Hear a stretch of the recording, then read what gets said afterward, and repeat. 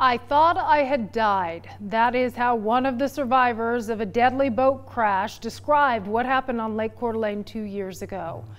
Welcome, everyone. Thanks for joining us. I'm Jane McCarthy. And I'm Tom Sherry. 3 people died in that wreck, and a trial is underway for the man charged with their deaths. Dennis Magner, a former Spokane ad executive, is facing manslaughter charges related to the crash. Our Taylor Vito was in court today for his trial, where witnesses took the stand. Today was the first time we got to hear from several witnesses in this case. That included people who were on the lake or nearby at the time of the crash. They spoke to how loud that collision was and potentially how fast the suspect's boat was going. You just heard one boat and then you heard the crash. I heard a terrible crash and heard what I think were women screaming. It wasn't hard for the sound of that collision to carry over Lake Coeur, neighbors and witnesses said. They were describing the night 2 years ago when this man, Dennis Magner, allegedly drove his wakeboat into another boat. The 3 people on that other boat died, their bodies found at the bottom of the lake days later. One of those victims was 21-year-old Caitlin Breeze, a Gonzaga student. Can you please look at this and identify this exhibit?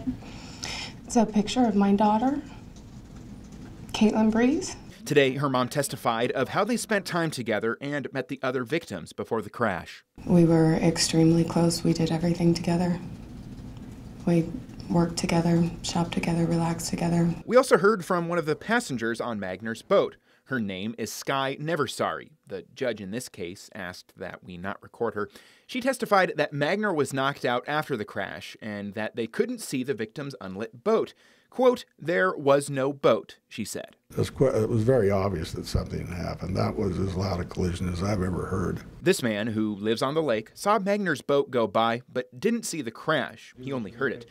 Magner's lawyer asked him to clarify how the boat was moving, adding to his argument that Magner was not driving recklessly. You have a statement here. It was not, in my opinion, speeding. Correct, sir? That's correct.